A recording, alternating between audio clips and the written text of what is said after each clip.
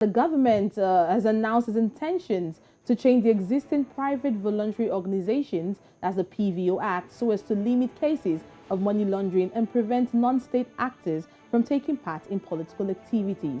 If passed, the act will negatively affect public sphere's activities, especially the smaller organizations that are actively involved in community-based charity work in marginalized communities. Some of its aspects have been mooted to be unconstitutional and arbitrary, making it impossible for many organizations to get formally registered and operate. After so much hearings and consultations, some of which were marred with violence, the country's parliamentary legal has ruled that the bill is now constitutional.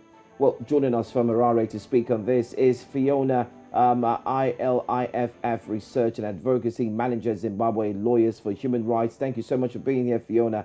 I know we spoke about this particular issue, and of course we did that a few months ago, possibly last year as well. Well, what do these new developments mean for the ordinary Zimbabwean and PVOs? So basically, what happened on the 6th of April is that the Parliamentary Legal Committee deemed the Private Voluntary Organizations Amendment Bill to be constitutional. So it means that it can proceed in Parliament to the second stage and will be debated by Parliament. This is in spite of quite a lot of campaigning from civil society organizations and ordinary citizens who participated in the public hearings from the 28th of February. The concerns that are being raised by ordinary Zimbabweans and civil society organizations that the bill will amount to over-regulation of the sector and will impose criminal sanctions on legitimate activities of human rights organizations, for example. And because of the over-regulation and the powers that will be given to the Minister of Public Service to, for example, suspend executive committees of organizations and allow for provisional trustees and the minister to dispose of the assets and funds of organizations, and to impose criminal sanctions of up to 10 years, and to impose harsh counter-terrorism measures on designated organizations, that these will really have a very harsh impact on the sector. There are also provisions that there's a lack of security for the continued operations of organizations providing critical services because the registration criteria are not clear. And even organizations that are currently registered under the Act may need to re-register when they have any institutional changes in their organization. But pending re-registration, their status is unclear. So once the bill becomes an act, there will be thousands of organizations whose status is unclear, and they may not be able to continue their operations, and they may also struggle to get funding for the type of work that they're doing if Zimbabwe is seen as a high-risk country. And generally, provisions, for example, relating to criminalizing NGOs being involved in political activities, there's a very vague provision on that, will result in shrinking of civic space in Zimbabwe generally. So these are our concerns.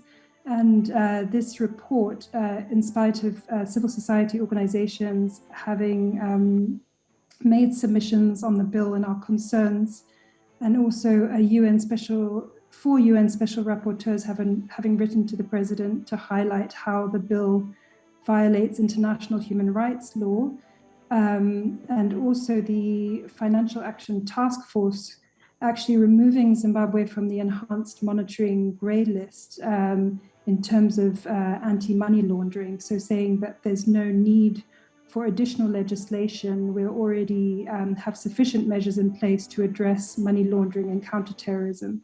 In spite of these measures, the Parliamentary Legal Committee has said that the bill is constitutional and it can now proceed.